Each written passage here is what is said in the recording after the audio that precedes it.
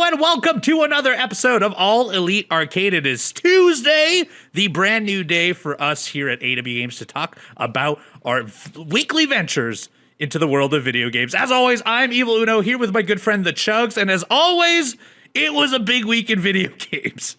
A huge week in video games, dude. Huge week. I can't wait to hear about what you played, Una. I played a lot of stuff this week, and there's going to be a lot of news. We'll talk about that right afterwards. Oh, yeah. Do stick around because there has been some cool news that have come in. But in the meantime, I have a lot of games to come with because I played a lot of stuff this week. I played a lot of stuff, and I played a lot of varied things, starting with the game that everyone knows I'm playing. I have to continue talking about Mewgenics very quickly because yes, if you haven't been playing Mewgenics, I don't know what you're doing. It's by far the game with the most craze going on actively right now. Until next week, everyone will then talk about Resident Evil. But truthfully, I'm playing even further into this. I think I'm I hate admitting this, but I think I'm 88 hours into Mewgenics at this point. It's only been out a week and 2 days. So an abnormal amount of time that I keep switching between my computer,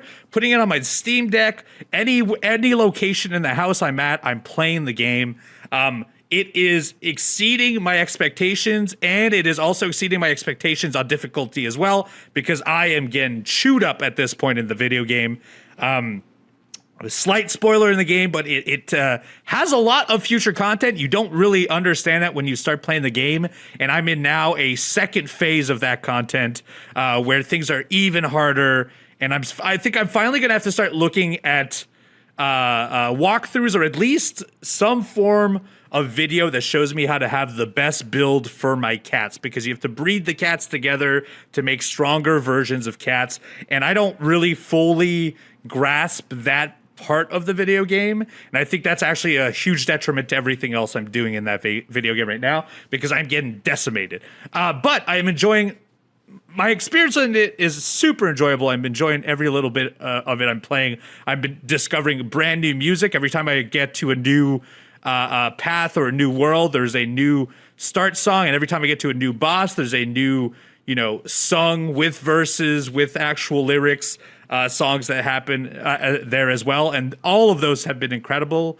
The soundtrack has been on a steady loop in my ears for the last week. By not only when I play it, but also when I'm not playing it, I'm also listening to it as well. So just want to say, Mewgenics doing incredible. So incredible, in fact, it sold over 1 million copies. We were talking about this before because we were reading an article into it, but it's already grossed over $25 million, and this is a very small team that worked on it for, I believe, 8 years now. So kudos to them. That is incredible. Yeah. And I think also the people who made the music are seeing a ton of dividends from that as well. So very excited for the future of Mewgenics. In fact, they've even said that it's done so well, they'll also be releasing a DLC. So great news for everyone that is playing it right now. A hell of a game. A hell of a game. Yeah. Uno, every time you talk about it, I'm like, I have to play Mewgenics, especially because a 2026 goal for me, obviously, is to try some genres that I don't have a ton of experience with. I love the developer. The more you talk about it, the more I'm like, maybe this week I'm going to end up playing Mewgenics. I have to try it. It sounds awesome. You have to, and definitely when it's on a Steam Deck, then you'll be like, oh, I can fit 1 hour in. You've played Hades now. You understand that 40 minutes to an hour routine of getting at least one more in. I could get one more go. That's like the crux of this video game. That is the loop. I am absolutely in love with the game. But that's not all I got to play. Even though I did admit to playing an abnormal amount of hours of that game, I also played an abnormal amount of hours of video games in general, starting with Sektori, which is a game that came out in 2025, or maybe maybe I'm wrong. It might have been early this year. Let me look that up real quick. End of 2025. And essentially what it is a old school arcade style bullet hell game where you are a vessel and you're navigating a 3D space, you're dodging bullets, A thing that I find is very interesting in this one, it's very challenging. I think all of these games are very challenging, and I love a challenge, especially in these type of games. I'm a big bullet hell guy. But what I like is the upgrade system in this works that every time you gain a level to upgrade your spaceship slash character slash whatever your being is at the very center, you can actually skip that level up to get the next stage of it. So the way it's structured, and this off the top of my head, it might be wrong, but the first level could be speed, and if you don't use that, then the next one is health. Then it's shield. Then it's your blaster, which is the strength of your blaster. So you can go from like a double shot to a triple shot to a 4-shot and to stronger shots, essentially making it easier to destroy the enemies around you. And then if you skip all of those 4 levels and invest then on your 5th, you get a passive skill that changes how you play the game. So it could be, every time you do your burst of speed, which you're invincible and counts as an attack, maybe that creates an explosion, or maybe, there's some chaining effects that if you damage one opponent, then 20% of that damage spreads out to like a radius and stuff. So that's kind of the more roguelike aspect of the video game. That is where it expands upon it. And then now you're playing, one run might be super difficult, but then the next run, based on your passive, you might be destroying everything and doing incredible. So I've been playing that a fair amount, a few hours as of yet. And I'm enjoying that a whole lot. If it wasn't for Mewgenics and all the other games I'm about to play, I probably would have played a lot more. But I'm definitely going to be putting more time into this. This one's called Sektori. It's on PC. After that, I delved into all kinds of things I wouldn't typically as well. I jumped into a horror game this week called Heaven Does Not Respond. Now, what is not different from every other game I played, it involves me jumping in a 90s computer and navigating the documentation and the database of a 90s computer, which anytime I talk about any of my deductive games seems to be like what those are all about. But this is more like it's a deductive game about a possessed video software / internet device. I don't know how to explain it further than that, because then I would just be giving like the large ends of I would be spoiling the very ends of this game. But it was quite fun. I played it. It was maybe 4 or 5 hours. I did complete it. It kept my attention all the way through. There's something I like about video games when they give me an old internet, because I lived through the 90s. I got to see the 90s internet and early 2000s internet. And I love seeing reproductions of that, but then also finding, each developer's little niche of the internet within their video game. I love when they play with, the things that they've established before and turned into horror tropes and stuff. So I quite enjoyed that game. It is available on Steam. I would say of the games I played this week, it was probably the lesser of all of them, but not bad enough for me to not complete it. Still worth a check. That's Heaven Does Not Respond. And then the last two I want to talk about is another short game I got to play. I played a game on our AW Games Twitch stream on Monday with both Colt Cabana and Brandon Cutler called RV There Yet, which is a PC, I believe PC only at this point, a multiplayer online game where it is co-op based. You all operate one big RV. And everyone, it's not like you are dead set on having your roles within it, but one person has to drive. There is a card that tells you the map that needs to be navigated, so someone can be a navigator. The vehicle gets damaged and needs to be repaired, needs to be gassed up. The tires need to be rebolted on when you get into an accident. There's also some scouring that needs to be done. So everyone ends up jumping into some roles and jumping into some like problem solving. But the idea of it is you operate an RV, you try to get it from point A to point B. But along that path, the RV might have to, like jump over a broken bridge or, scale up a mountain. So you have to like solve those things. So either you're putting down wood on the floor so that you can traverse, paths that would end up being impossible. You lay down tracks, or maybe use your winch. You connect it to a tree at the top of a mountain. You pull up your RV there. There's all kinds of little puzzles in that. It was quite enjoyable. I could see why there was a bit of a craze about it in mid 2025. I'm a little late to it, but I did enjoy my time there. And I'm sure we'll probably play it on AW Games again because we had a good time. Yeah. Hopefully I can join you guys sometime. I would love that. Awesome. I unfortunately couldn't make it at the last AEW game stream, but hopefully sometime in the near future. Hopefully sometime. Yeah, do check it out. If you want to check some of our future Twitch streams, go to twitch.tv/AEW Games every Monday at 9 p.m. Eastern Standard Time. Some weeks it's Ricochet with MXM. Some weeks it's me and whomever else wants to show up. So do check that out. Twitch.tv/AEW Games. And then finally, the last game I want to talk about this week is a point-and-click game that I actually talked about briefly during the Nintendo Direct, because during the Nintendo Direct, they unveiled a sequel to a game called Paranormasight that I really, really enjoyed. I talked about it a little bit, but it was a point-and-click game, Japanese made, and what I thought was very interesting about it is that it lays out the game in a story path where you can go to the future, you can go to the past, you can do different chapters, and it branches out those based on decisions, which I've always enjoyed. I've talked about this repeatedly on our podcast. I love seeing a decision tree laid out on a map. But what was even more original about it is that it played with a lot of the tropes of a point-and-click game, and one of the biggest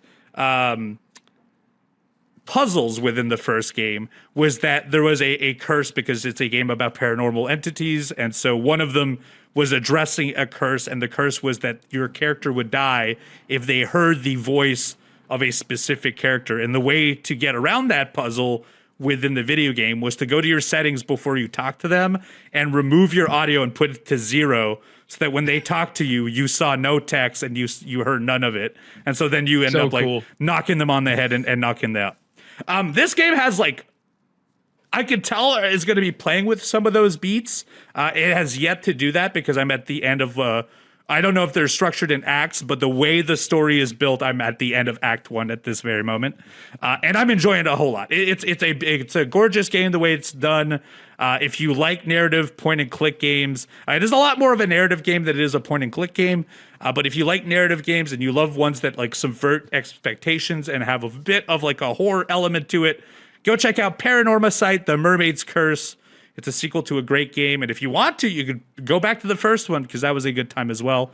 And I think I'm about maybe 4 or 5 hours into this. I can't see this being more than 15, so I will probably be finished by next week. Great time consumer if you're into those type of games, and quite original of a concept as well. I'm enjoying it a whole lot. And that's on both Switch 2, Switch, and I believe on, it is on PC because I'm playing it there. I do not think it's on any other platform yet, but I do think it will be there on PlayStation and Xbox in the future because the first game did come out afterwards. That's a pretty long list of games, but I know that's a great list. It's a great list, but I know that's not all we've played this week because, Chugs, I know you played a lot as well. Yes, and before I get started, Uno, have you kept track? How many games have you beaten this year, 2026? So thankfully, I make posts on my Blue Sky, which is my new social media platform of choice. Let me open that right now. I believe I'm at 8 games if I am... 8 games? If I'm off the top of my head. I played a lot of short ones, which definitely helped. I am at... I've done 7 games. I've completed 7 games. Beautiful. That's awesome. This week, I'll be able to say that I've beaten 5 games this year, which I'm very excited about. But first, I will get into the list, and I'm going to start with the game that I always start with, that being Pokemon Trading Card Game Pocket. Going to right away, I was getting this ready when we got started here, but this is my new card that I got this week. One of these very cool alt art cards. Is that a disco ball at the top? It's some sort of Pokemon I have not heard of. It's it has a flower head and a ball of some sort above, and it looks like fireworks are going off. It looks like a party. I think it's a balloon, actually. It looks quite cool. I think it's pretty cool, and I love those. I just love those alt art cards, the 2-star cards. But really, other than me collecting cards and doing battles and experimenting with different decks, the only thing I wanted to mention, and I may have briefly said this last week, I'm not really sure, but this week I've just really noticed it. Season 2, if you will, or the B series of cards, I feel like Pokemon Trading Card Game Pocket is updating so much more than it ever has before. Like every single week, there's different promo cards to collect from doing battles. There's different promo cards to collect from doing wonder picks. There's a new deck, a brand new deck coming out next week. I feel like we just got the new deck. They're on like a two-week cycle with new stuff at this point. It's crazy. Yeah. It's like every 1 week there's whether it's just a few different promo cards, or every month it feels like there's a whole new deck. It's awesome. So it has certainly kept me very busy and very, very occupied. I love all the updates that they've been adding to the game. Obviously, the game is doing incredibly well, so that really helps. But I'm so glad to see we're getting constant new stuff in Pokemon Trading Card Game Pocket, because I'm not going to stop playing that every single morning anytime soon. I've been saying this now for months at this point. I am streaming solely Clair Obscur Expedition 33. And actually, when you're listening to this episode, this will be the final week that I am streaming Clair Obscur Expedition 33, because Resident Evil Requiem is coming out, which is what I'm going to be streaming when that game comes out. But I do have some pretty important updates in regards to Expedition 33. So I may have mentioned this, but I decided to pause Simon, the super boss that I was fighting. I have not beaten him yet, but I thought, I don't know how long the DLC is. I really want to make sure I check out the Clair Obscur Expedition 33 DLC before we get to Requiem. Now, I do know that there is Endless Tower DLC as well, which I believe is just super challenging boss fights. But I wanted to do the story-focused DLC, which is called Verso's Drafts. I won't go into any major spoilers in regards to bosses or anything like that, but I did want to mention it's the most beautiful area in the entire game. Just absolutely gorgeous. Verso's Drafts is like so much color and so much wonder. It's such a beautiful, cool area. That's something I love so much about Expedition 33, is that you just have so many different tools, and anything that your imagination can think of, you can create in this world of Expedition 33, which is just so awesome. There's so many hilarious, funny moments. There's awesome new outfits and Pictos and weapons to collect. The DLC definitely did not disappoint. And fortunately, I was able to finish the DLC, which was awesome. The only thing I'm going to say, just because this was soul crushing, Uno, I told you this in a little bit more detail before we decided to go live today, but just in case, I don't want to spoil it for anybody. So I get to the final boss of the story portion in Verso's Drafts of that DLC.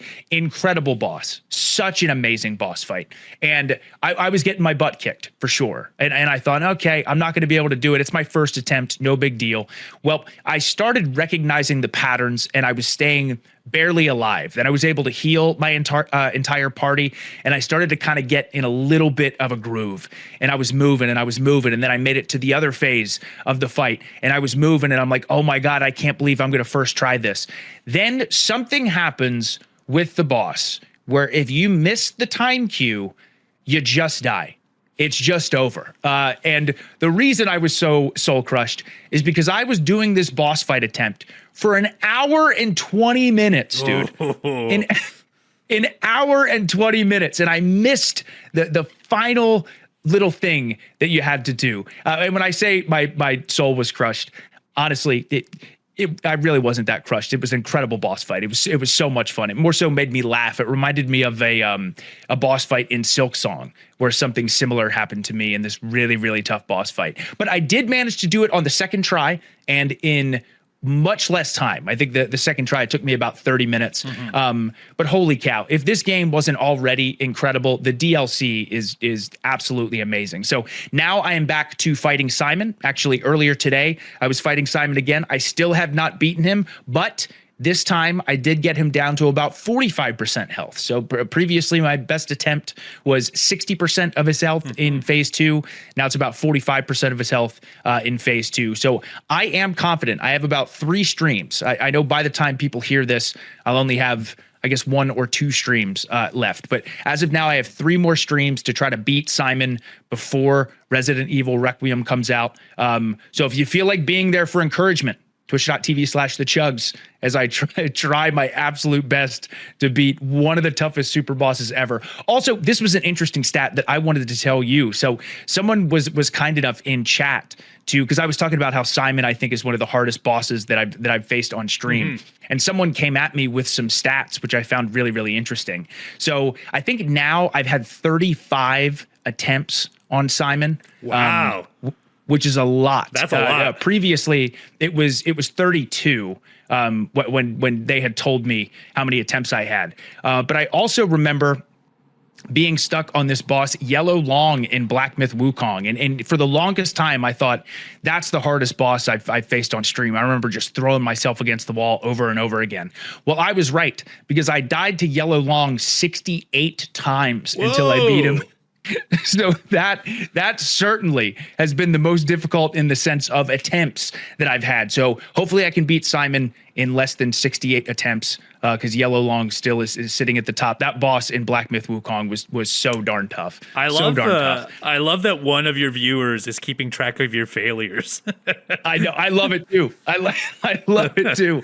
Oh my God. What great stats to have. Great stats to have. So hopefully it's less than 68. I was hoping on my 33rd attempt I was going to beat Simon. That just would have been so poetic, but unfortunately that didn't happen. But hopefully soon. Who knows? Maybe by the time you're listening to this, I will have already beaten him. That'd be super cool. But again, speaking of games that I finished, I've now finished 5 games in 2026. I finished 2 games this past week.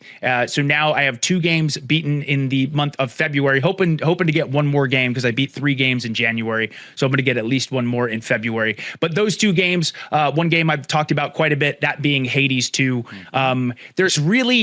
I've already said so much of why I feel like Hades 2 is such a special game, and the ending portion of that game just reminded me of that. What an absolutely incredible journey. The last juicy lore section with all the dialogue was just so incredible. And what I'm so impressed by so many things about Hades 2, but this is so cool to me. Is I remember watching that ending cutscene happen and watching how the story had unfolded and the credits start playing, and it just felt like the absolute perfect ending to this game. Like it could not have flowed any better. However, there's still so much to discover. Oh yes. Like it's so weird. It's like it felt so satisfying, but also I can't wait to eventually go back to it and find out more of the story and figure out more of the world, if that makes sense. They somehow just absolutely nailed the ending while also making you go, yeah, but I'd love to go back and learn more about these characters and see more of this world and this story. Hades 2 is incredible, man. I know you've played it as well, Uno, but my God, what a game. So good. The fact that you can have the option to just keep exploring that world and learning more stuff, because there's just hours of content left after you've gone to the end. And the end can take up to 100 hours to get there too. Right. It's crazy to think that it's not one of those games that once you see the ending, you can walk away from. This is one that you could probably spend another year on if you really wanted to. Yep. Yeah, which is so wild. But again, when the game did end, I didn't feel like that's not the conclusion I wanted. Yeah. You know, it still felt like a really good ending. But again, I have so many games that I would like to go through and try and play. So I'm going to put Hades 2 on hold for now. But I am now a roguelite fan because of Hades 2. It's just such an amazing game. Also, a game that I was very much looking forward to from the developers of Little Nightmares 1 and 2, that being Reanimal. The new, I get Little Nightmares-esque style game from that development team. Uno, I know you are also playing this at the moment, so I'm not going to go into too much detail in regards to the game, because I did finish it. Yeah. And another reason too, I want you to absolutely experience it for yourself. So the only points I'm going to make is, number 1, I love Little Nightmares 1 and 2. I think Reanimal is my favorite. Ooh, that's high praise, because those first 2 games are really good. They're really, really good. This game is not too long, which to me, there's nothing wrong with that. I have no issue with a shorter experience that is packed, filled with so much incredible moments. But yeah, this game itself, first of all, in my opinion, and I guess I could see it from either side, I think it's probably the darkest game of those three games. It's an incredibly dark tone, an incredibly dark environment. But the cinematography in this game and the moments that happen as you're exploring the world and going through certain moments in the game, it is shot so brilliantly that as I was playing it, my jaw was on the floor. Like I audibly was like, oh my God. I remember at one point I did something, and again, I won't say what it was, but there was a scene that blew me away so much. My brother was in the other room. I paused the game and stopped and went and told him what happened. Like I had to tell somebody. It was just, it is so good, man. And again, a game that will stick with me for forever. The sound design is incredible. It's so gorgeous, and the sound is crazy. Like the ambient noises, every footstep you hear. It's not often you hear noise, which makes it that when you do hear something, it can either be terrifying or it could be indicative of where you are. It's a very well designed game. It really is. It is so good and just so unbelievably memorable. So I was really looking forward to Reanimal, and that game did not disappoint whatsoever. Again, it's a game that I'd like to play through again at some point because there are quite a few secrets that you can discover as well. So this game is just packed filled with so much content, so much ambiguity as well, which I love that in video games. But again, warning though too, incredibly dark game, very dark game. But my God, a memorable one. Like just so good, so good. And I quickly, I have two more games that I wanted to talk about. One game that I played before but put some more time into, and then one game that I wanted to try to talk about on this podcast. The game I had played before is after I finished Reanimal on my Xbox Ally X, I said, okay, you know what? I got to try and finish Ninja Gaiden 4. I have not finished Ninja Gaiden 4, but I'm playing it on the Xbox Ally X. Number one, I just want to say this because I played High on Life 2 on the Xbox Ally X. I played Reanimal on the Xbox Ally X. Both games looked good and ran well, but I did have to do a little tinkering on both games just to get everything running as smoothly as looking as good as possible. No issue at all. That's part of what comes with PC gaming. I'm just so impressed at how well out of the box Ninja Gaiden 4 runs on that handheld console. Like it looks beautiful, 1080p, smooth 60 the whole way through. It's just so impressive for a game that large and that action-packed how well it runs. But I did jump back into Ninja Gaiden 4 after not playing Ninja Gaiden for quite some time. And let me tell you, initially, that's a mistake. At the first 30 minutes of this game, I was getting my butt kicked so bad that I thought, man, maybe I should restart. I'm on like chapter 8, but I put so much time into it. Or I thought, maybe I should lower the difficulty just because I was getting destroyed so bad. But I'm like, no, I've started the game on normal. I'm going to finish the game. I'm going to finish the game on normal. And then after playing a little bit more, I got right back into that Ninja Gaiden groove. I actually feel like I'm playing better than I ever have. I got this really cool new weapon, which is like a staff mixed with a hammer. Again, I'm just remembering more and more. I always forget this when I haven't played for a little bit. I go in and I start button mashing, and that will never work in a Ninja Gaiden game. You actually, even though the game is incredibly fast, you do have to be very calculated and block and dodge and do your combos and things like that. And when it's going well, there's no better action game than that. It's so much fun. The bosses are incredible. The scenery is incredible. I love the side quest and the little side missions that you can do. So Ninja Gaiden 4 is definitely a game that I'm going to finish. I'm going to keep powering through. I finished about 3 or 4 chapters in Ninja Gaiden 4. Once again, incredible action game. Can't wait to see what the deeper chapters look like in Ninja Gaiden. And last but not least, I really wanted to try this. Uno, we are both massive Metroidvania fans. Oh, yes. Well, I got my hands on God of War Sons of Sparta. the new God of War Metroidvania game on PlayStation. Very, very fun game. I'm only about an hour and a half into God of War Sons of Sparta. But again, I love the retro look of it. I love the music. I love the story. Generally, you are like a young Kratos with his brother, which is really, really cool. And you're traveling through this land and all these different areas. The couple things I want to note is, number one, I think the game is fairly large. I know for sure because I picked up my first map after playing the game for like 45 minutes, and it said 1 of 21 maps. So I think there's at least 21 areas in this game, and every area has been packed full with some pretty cool stuff. I do really like that you can get different spears and different shields, or upgrade those shields and spears to get them to do certain things, like better chance at getting a critical hit, a better guard break, or recovering more health when you block. There's a bunch of cool stuff there. I'm curious to see what else you can acquire. I can also tell that you can acquire different skills and things like that, which is awesome. There are also side quests that you can do as well. There are different like abilities that you can unlock, which is really cool. I got one of those things where it's like you have a rock and you whip it around and then throw it at something. Oh yeah. Which is really, really cool. But really the only other thing I wanted to note was there's a really interesting mechanic. You can of course dodge, you can block and things like that, but you actually initially have 2 ways to attack. You can, one, just attack normally with your spear, which does more physical damage but less stun damage.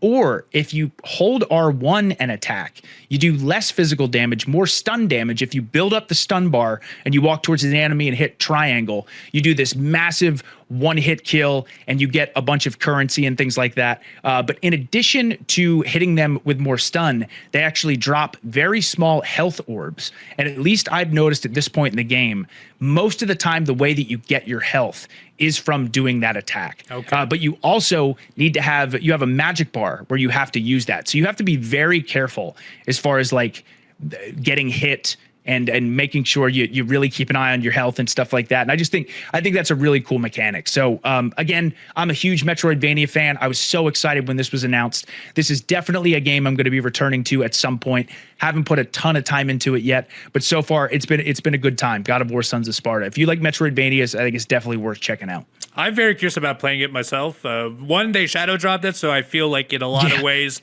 they're very confident with this game. But also, if you've played the original trilogy of God of War, they talk about Kratos' backstory.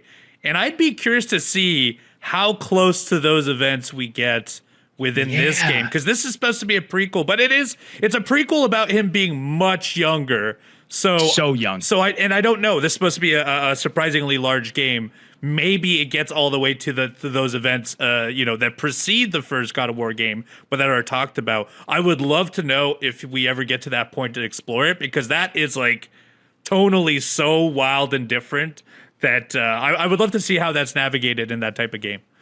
Uno, I didn't even think about that. That would be awesome if that intertwined. Mm-hmm. That would be so cool. It'd be a great connecting point, especially because they're doing the remake of the trilogy as well. Exactly. Which could take this. Yep. That could be a decade from now. I'm very excited to jump into it, and I'm glad you're getting some time into it. I'm glad it sounds like it was a good time. Yeah, absolutely. That's it for our games that we played this week, but that's not it for our podcast because there was a whole lot of news. We got to discuss it. Plus, the producer's quiz comes to you right after this.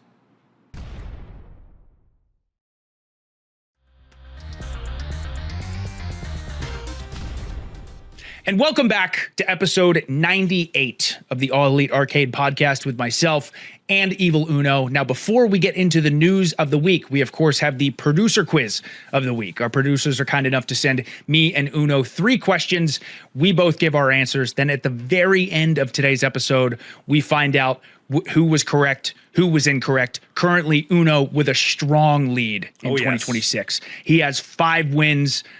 Chugs has 2 wins. So I gotta, if I'm gonna make comeback of the century, I gotta start making it happen, Uno. I do. I mean, you got a month. It'll take you about a month to come back from it. That's what, yeah. And we are in February. I still got some time. That's right. Early in 2026. But nonetheless, Uno, you ready to rock and roll? I believe I am, yes. Oh, okay. All right. Question 1. What was the US launch price of the PlayStation 3 in 2006? Is it A, $399, B, $499, C, $599, or D, $699? Okay, so I have a loose memory of this because was the PlayStation 3 the one where Xbox came out with a price and then PlayStation shortly after was like, F you, our game is $100 less. Is that PlayStation 3 or was that PS2 era? That might have been PS2. Yeah. I'll make a choice. Okay. I'm gonna say B, $499. Okay. I'm gonna say C, $599. Okay. All right. Question 2. Which console era saw Nintendo drop to 24% market share? The A, the SNES era, B, N64 era, C, GameCube era, or D, Wii U era? Ooh. I don't know. I have so many thoughts on this. I don't know what 24% market share really means. I know. So I know we said we're not going to go into detail on thoughts while we're answering these questions. Yeah. But I just got to mention this. So here's why this question is so fascinating. So I know that the Wii U did not do well. Correct. For Nintendo. But I also know the GameCube didn't do so hot. And this was like Xbox 360, PS3 era. Yes. Ish. So my thought initially is I want to guess C, the GameCube era, because I'm almost thinking the Wii U era did worse, but I could be completely wrong. I'm going to give you my thought process. So Yeah. Does market share just mean how much Nintendo themselves of what was actively on the market for video games they sold for? So for example, the Super NES era, its only rival is the Genesis. Right. So it's only Sega and Super NES at this point. So there's no way they had 24% of that market share in my thought process, because there's no way Sega would have had over 70% of market share at the point. Absolutely not. Okay. So all right. So that is how it is. Okay, cool. That makes it so much more difficult. It does because in my brain too, I'm like, oh yeah, because you look at 360 and PS3, and initially 360 was like just dominating. They came out a year before the PS3, but then PS3 eventually caught up, and GameCube, like, it did okay, but it never really got off the ground. But then I'm thinking Wii U, because that would be what, a combination of PS3, 360, but also Xbox One, PS4, and I know the PS4 crushed it, and the Xbox One didn't do as well. I don't know. I'm like, okay. God, I'm stumped. Okay, I'm gonna make a claim and say C, GameCube on this one. Okay, I'm saying the same thing. Okay, that's what I'm thinking. I'm also thinking GameCube era. I'm with you. I'm with you actually, because there's a part of me that was like, because the Wii U is known as not doing so hot, but I'm right there with you, Uno. I'm also going to say C, GameCube era. I think it's almost a trick question. I believe so too. Yeah. So, all right. Question 3. Which video game character is widely credited as the first to curse in a video game? A, Hubert in 1982. B, Paperboy, 1984. C, Leisure Suit Larry in 87. Or D, Duke Nukem, 91. I think I know the answer to this one. I'm going D, Duke. I'm going to go A, Hubert. Whoa! And maybe, I'm sure this will be discussed later on. If we're saying curse for like a real curse word, then I think Duke Nukem would be it. But Hubert, when it dies, a bubble above it with 4 asterisks or 4 characters shows up, disclaiming as a curse. So I believe theoretically Hubert might be the first. Hubert might be the first. Dude, Hubert's gotta be that again, because our producers are so great about these questions. These are like the best questions ever. I love them. You're gonna be right. I think so too. But maybe I'm thinking this, and this is like Hubert 2 or something like that. So no, you're probably onto something, dude. That sounds perfect. We'll find out at the very end. We will, baby. We'll find out at the very end of today's episode. Once again, huge thank you to our producers. I love this part. This and the community mailbag, man. I mean, I love it all, but these are these quizzes. Those are the ones that I love getting stumped by these questions, and also just I feel like we learn a thing almost every single week. Yeah, easily. Every single week I learn something, and I think for our listeners, if we can learn some stuff about the news, Uno. Oh, yes, because there is quite a lot of news this week. First of all, there's even some news pieces that just came out today, and I want to mention them first. They're not even listed on my list, but Xbox just announced, or I don't even know if it was announced as much as it was rumored, and then they officially came out with an official statement. But Phil Spencer, current CEO of Microsoft, is retiring. He was leaving the workforce and will no longer be in control of Microsoft. And the person that I believe was always viewed as the next person to take over for Microsoft, which I think her name is Sarah Bond, is also leaving the company. And so now we have a brand new CEO of Microsoft that is coming up, and that is the CEO of their AI brand, which off the top of my head, I cannot remember what that is called, but they will be taking over, I believe, immediately. Let me read into this. Yes, because Uno, if you don't mind, please go for it. They on X actually posted today. It was actually their very first post. Today, I begin my role as CEO of Xbox. So they are, as of today, the CEO of Xbox. And it's just why, because I associate Phil Spencer so much with Xbox. So this was so shocking, not just that he stepped down, but like you said, that Sarah wasn't the one to take over. I do just quickly want to say, because this all did just happen like right before we went live. And I know I said this to you, Uno, as well. But I've got positive thoughts based on the post on X that she made. Her very, very first post is Asha. She said, today I begin my role as CEO of Xbox. Here are my 3 commitments. Number 1, in all capital letters, great games. Number 2, return of Xbox. Number 3, future of play. So it seems like the mission statement is good. Well, I mean, Microsoft is definitely going to have to go into a new era because they're trailing behind PlayStation, Sony, and Nintendo right now.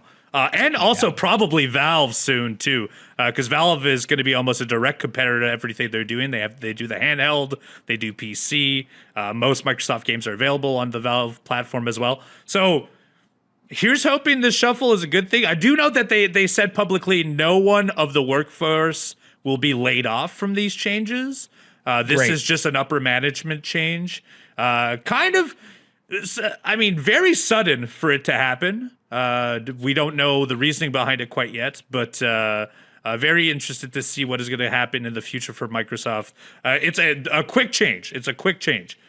This did happen really, really quick, and it's a big one for sure. But now that we're talking about this, and I know, again, we didn't pre-plan this at all, but now I'm just thinking about that post that she made, for example, because the one, great games, that goes without saying. You want to succeed as a platform, having great games, just look at Nintendo and first-party Sony.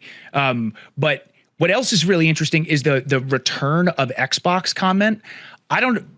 I'm curious what that means and what that entails. Because when you look back at like the OG Xbox or the Xbox 360, so many people have so many fond memories of that game console, that logo and stuff like that. Like, I'm curious if they like changed the logo and stuff too. Maybe. Like back to what it originally, who knows? I mean, I'm just speculating here, but very curious to know what that means. But yeah, this is big for Xbox for sure.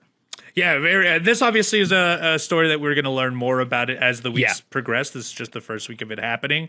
But yeah, a very big story in the news for video games. And that's not all, because there's a ton of other stuff that came in, including, and this one's a sad one, Sony has shut down another video game studio. This one shut down the video game studio Bluepoint, who you may know as the people who made Demon's Soul for PS5. They made the Shadow of Colossus remake, and they just recently were co-developers on God of War Ragnarok. They will be closing down immediate next month. I believe 70 developers, or roughly 70 developers or employees, will be let go simultaneously. The wild thing from this is that they were working on a God of War live service game that was canceled back in January of 2025, and that they have been making pitches for their next project.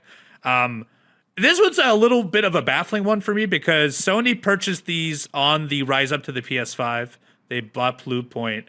It's only been, I think, 5 years since they've been in the family.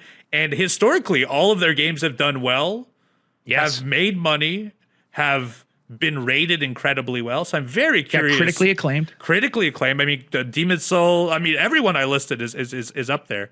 I'd be very curious to find out why this happened. Yeah, same here. I mean, obviously, we're not in the meeting rooms and things like that, but I'm right there with you. Like, I was shocked to read this news, and just, again, so bummed. Anytime this happens, it's always really, really sad. And then you look at a team like Bluepoint that has been, like, Demon's Souls Remake is still one of the prettiest next-gen games I've ever played. Like, it's gorgeous. And the games themselves are just such incredible remakes. And that team obviously seems really passionate about making games. So, yeah, this was shocking. This was really shocking. Yeah, and I don't know what will happen with the people that leave. Maybe they'll start their own studio. Truthfully, they're very good at what they do. If they stick to, I think there'll be people that are in high demand. But you know, maybe they go on to make their AAA initiative. I would love to know more because the people who work there have made incredible games, and especially I'm especially confused about this because Sony has so many games that are due to be remade.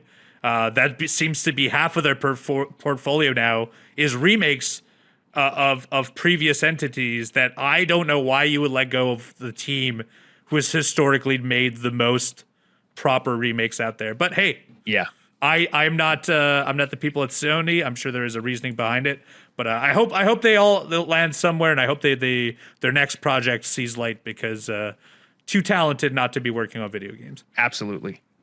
And then this one's a news piece that intertwines a lot of stuff simultaneously, and so we're gonna have a broader discussion about it. But starting off with the headline, and then we can work our way into the other news pieces. But the Steam Deck is currently out of stock in the US as Valve warns of intermittent memory and storage shortages. And as I was talking about this with you previously, they also just reported that Europe is about to also have no Steam Deck in stock. Canada has no Steam Deck in stock, and Mexico has no Steam Deck in stock, which is not a great sign because you probably think you're like, oh, this is a good sign. That means the Steam Deck is selling well. Yes, true it is. But if you attach this to another story that we've also been seeing, where Sony and Nintendo are mulling hardware delays due to pricing and due to the RAM shortage that is coming up, which Sony is now considering pushing back PlayStation 6 as far back as 2029. Yeah. And on top of that, the current AI apocalypse, aka AI growing in number and becoming like the flavor of the month thing, is also making a shortage in hard drives, which is making it even harder because all of these data centers needs new their AI has to be allocated to like a hard drive space, and so they are now purchasing all these hard drives. There are two manufacturers of hard drives specifically who are now working almost exclusively in AI, which means there's less hard drive for everyone. Same goes with RAM, same goes with the microchips and stuff. We're in for a weird dry spell or not dry spell because we're going to constantly see, I think, new software, but I don't think we're going to see a whole lot of new hardware in the next 4 years. Yeah, I agree. Mm-hmm. And certainly because of I know in some ways too is like putting the hardware shortages kind of out of the picture for a second. I do feel like games on the PS5 or even the PS5 Pro are kind of just hitting their stride. Like I do feel like we could squeeze a few more years out of that hardware for sure. Because I'm so fascinated. I know this is a whole different discussion, but so fascinated what the next gen, what is the PS6 going to look like? Mm-hmm. But yeah, with these hardware shortages, of course, across the board, it's a wild time with with AI, man.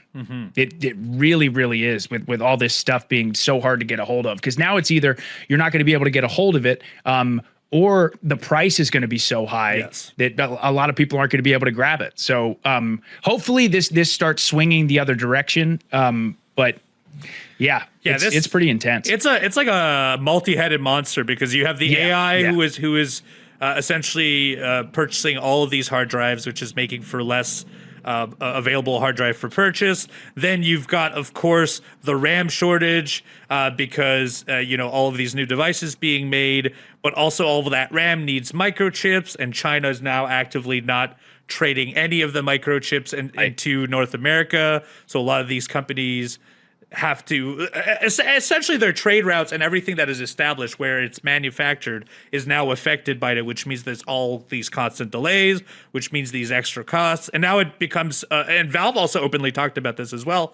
It becomes a point where if Sony or Valve wanted to release a console at this moment, for them to manufacture it would be an incredible cost, which would mean they would have to make it an incredible cost to the consumer, which by then also means will not sell a bunch of it, and then therefore you're not making a proper launch of a console. So that's in a lot of ways, while let's say the Steam Box, we have not heard much about it, Valve has openly said they are waiting to see what they can price this at because of the shortages of RAM and stuff. So it's going to be a fascinating next couple of years. I'm like you though. I believe there's not a shortage of games that we can make on the current consoles. I don't necessarily think we need to jump to a PS6 at this point.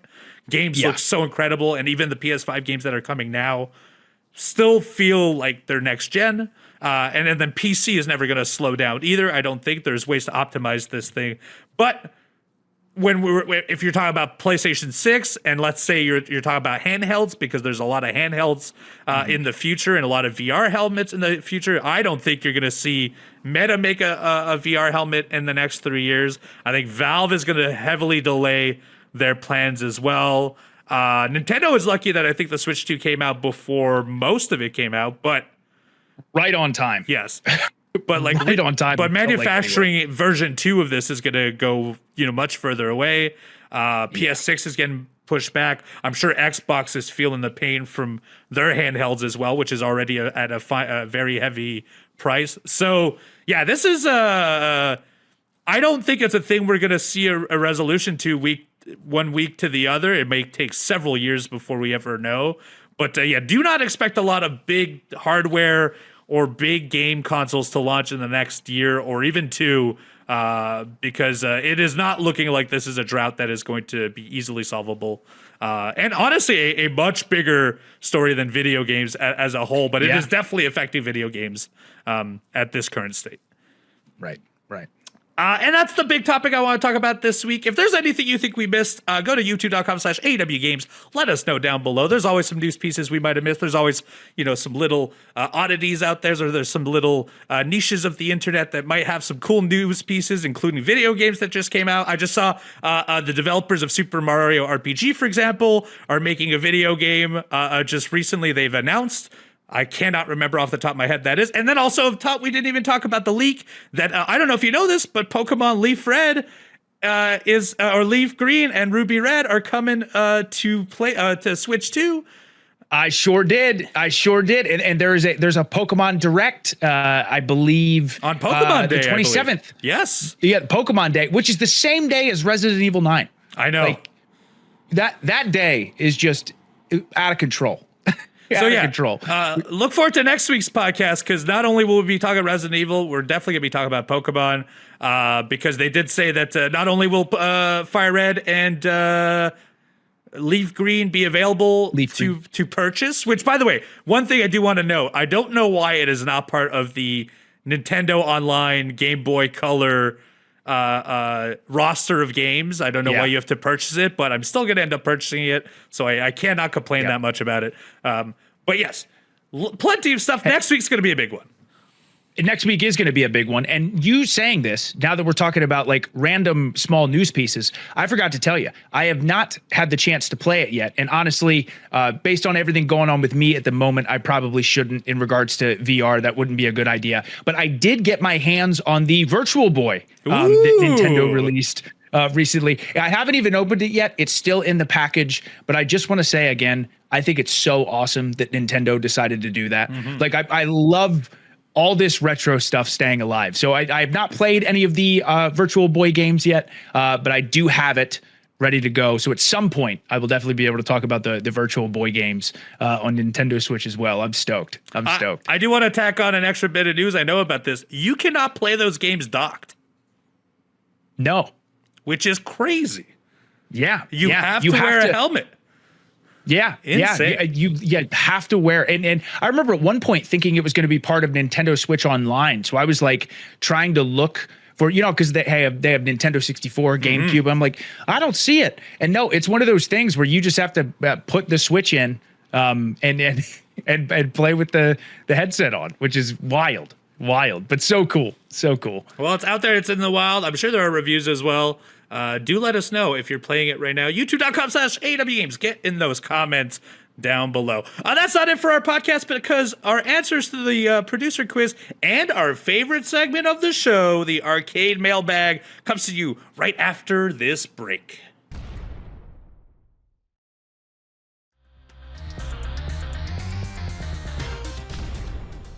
And we're back. It's time for the arcade mailbag, brought to you by our good friends at UpperDeck.com. Of course, Upper Deck has provided us with all kinds of incredible cards in the past. We actually have a metal pack today that we will be unpacking. Chugs, what do we have at this very moment?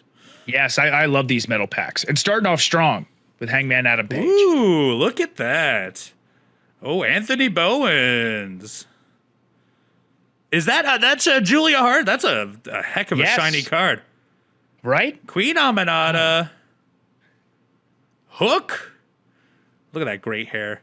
Rocky Romero, a personal favorite right here in this household. Oh, yes. Great metal pack.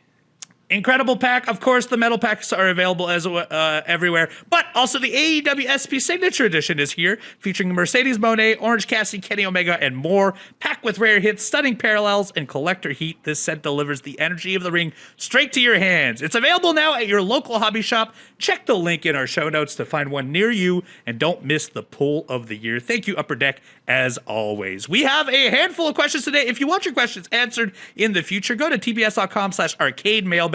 We pick 2 or 3 per week. Yes. And this week we have 2 questions, 2 great questions, by the way. Number 1, first question is from Jackson. Jackson, thank you for the question. Hey, Uno and Chugs, got a little thought experiment for you. It's December 2000, and you got $300 at Christmas. You're in GameStop, and let's assume you own none of these consoles or games. Here are your choices. Option 1, spend the full $300 on a brand new PS2, even though it has no game in the box. Option 2, buy the $99 PS1 and use the leftover cash to buy 6 PlayStation 1 games. 3, buy the Dreamcast for $149, leaving you enough for 3 games. Or 4, buy the Game Boy Color for $80 and buy 8 games. Which choice are you rolling with? And out of curiosity, what games would you grab if you don't go with the PS2? Jackson, This is such a good question. And I want to say, initially, when I first looked this over, at first I was like, you know what? The PlayStation 2, just one of the most legendary consoles, the best-selling console of all time. Maybe that's what I would do. But then I really looked at this and really tried to think about it. And I think, without a doubt, remembering that I don't own any of these consoles, I don't own any games, I'm going with option 2. I'm buying the $99 PS1, and I'm getting 6 PlayStation 1 games. And I'm going to tell you exactly what I'd get. I'd get Final Fantasy VII, Final Fantasy VIII, Final Fantasy IX, Resident Evil 2, Resident Evil 3 Nemesis, and Metal Gear Solid. What a collection, dude. Man. So here's the thing. I thought best Christmas ever, dude. I thought December 2000. I was like, this is a trick question. There can't be that many games that are out. And then I realized, no, that's Dreamcast's full library is almost out by the end of 2000 because it came out in 99. PS1's almost full library is out by 2000, so you can play all of the classics. This is a tough one. In my choice, PS1 is an incredible choice. You're absolutely correct to pick that because you can get really 6 all the choices are incredible. Yes. Honestly, I would truthfully, you could do all of these. I personally would never buy just the PS2 because there's no game in the box. That's me. But I would buy number 3, the Dreamcast, for $149, and leaves you enough to buy 3 video games. And of course, Shenmue. I think I would play Power Stone, and a personal favorite on Dreamcast is Cannon Spike, although I am not certain if Cannon Spike is out by December 2000. Somebody else out there can let me know if that's the case. But I think much like the PS1, you have a great choice of the best possible games in December 2000 for most of these consoles.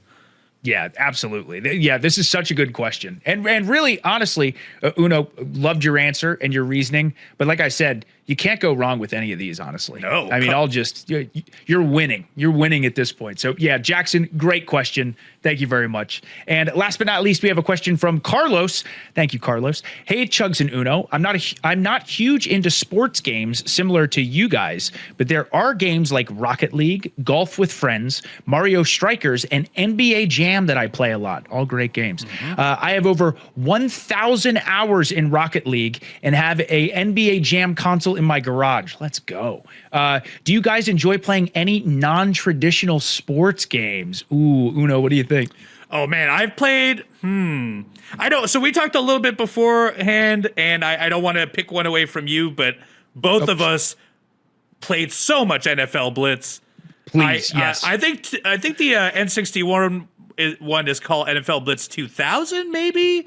I might be wrong, but the N64 one I played so much of, including the arcade cabinets as well. I feel like to this date, if there's an arcade cabinet for NFL Blitz, I will likely be playing it. That's still kind of a straightforward sports game, but truthfully, I never thought of it as a sports game because you could hit leg drops, you could attack people before the play. There was an incredible amount of things you could do with that game. You could you set yourself on fire to start running faster. So I played a lot of that for sure, and then all of the Mario sports games I've played an immense amount of as well. Yeah. Uno, actually, I have an incredibly similar answer. So again, NFL Blitz, I played so much. I remember NFL Blitz was so hot that in like the mall in our arcade that I grew up in, me and my brother, anytime we would go to the mall, we would go into that arcade cabinet and go right to NFL Blitz. Every single time there were 2 people playing and a group of people around them waiting to play. Like that game was so popular, and I played so much of that game. I had so much of like the trash talk and the sounds that game makes like still burned into my memory. Like I'll never forget the guy who after he sacks someone, it's I could take you and you and you. I still say that sometimes for no reason. It's just permanently burned into my memory. I love NFL Blitz. So yeah, that's a big one. The other one too, I guess, and Uno, you actually made me think of this now. I think one of the games I played the most on Game Boy Color was Mario Tennis. Like Mario Tennis on Game Boy Color was so good. So good. I really loved that game as well. So you're right on the money as far as Mario sports games. And I don't know if this would really count, but I brought this game up so many times. The original Road Rash on the Sega Genesis, a racing game, if you will. I love that game too. So I love me some good non-traditional sports games. I do. So Carlos, thank you very much for the question. And thank you to everyone that sent questions this week. If you want your questions answered in the future, of course, tbs.com/arcade mailbag is where you could do so. That's not it. Yes. It's finally time to find out our answers because, look, there's a lot on the line here. 5-2 for Evil Uno. Let's find out the answers to the producer quiz. All right. I'm going to scroll down. So am I. Okay. Okay. Oh. All right. All right, question 1.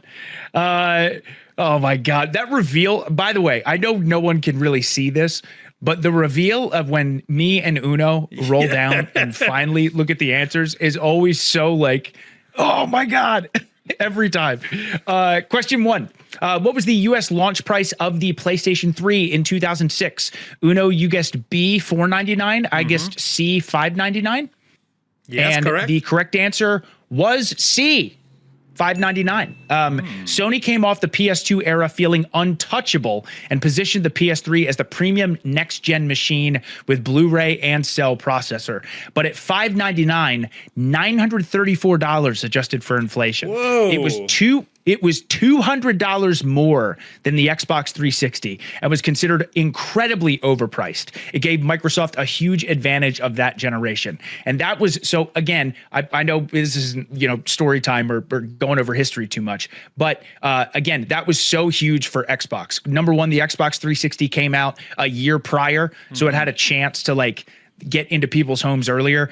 And again, like this is said here, is the PS3 was so expensive. The PS3 actually eventually really did catch up as time went on, but initially Xbox was just crushing it. Was just crushing it. So, all right, that's one for me. Not one overall point, but that's one correct answer.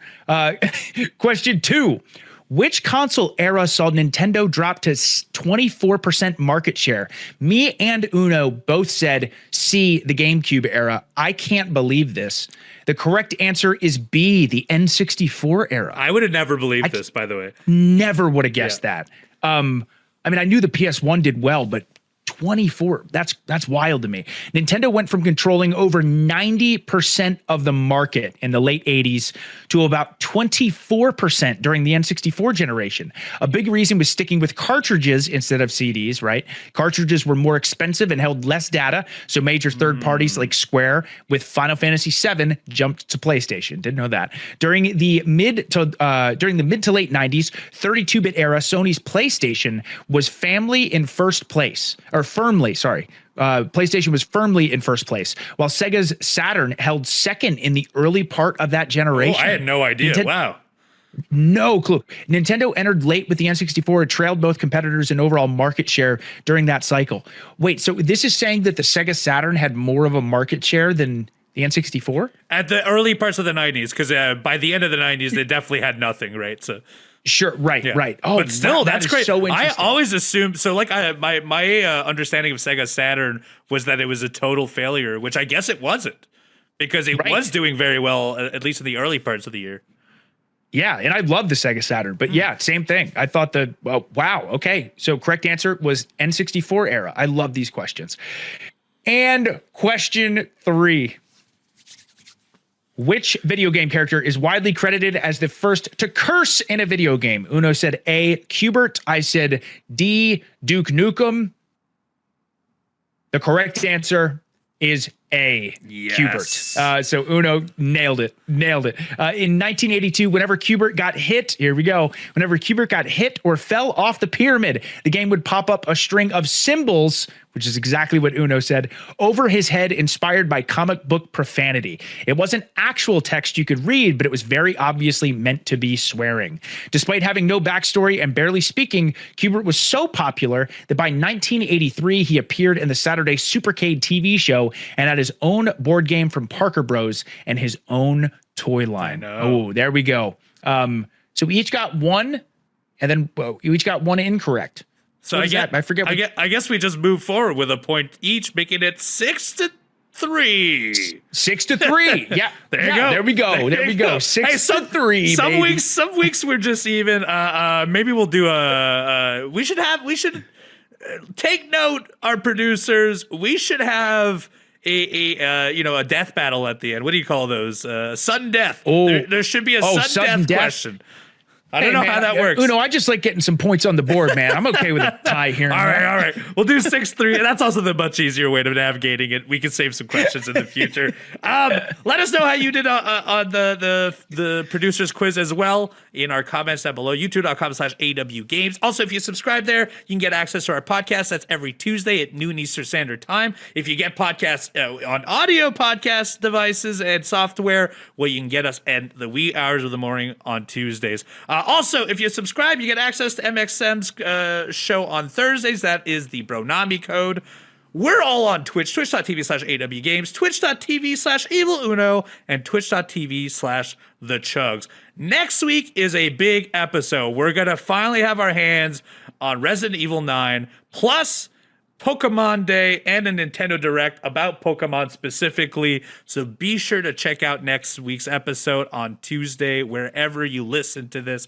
And make sure you stick around for the week after, because episode 100 of the All Elite Arcade podcast is only 2 weeks away. And next week, we'll talk about what exactly we're going to do on that show. So do stick around. Thank you, as always, to everyone for listening. I hope you had a great time, and I hope you have a nice day.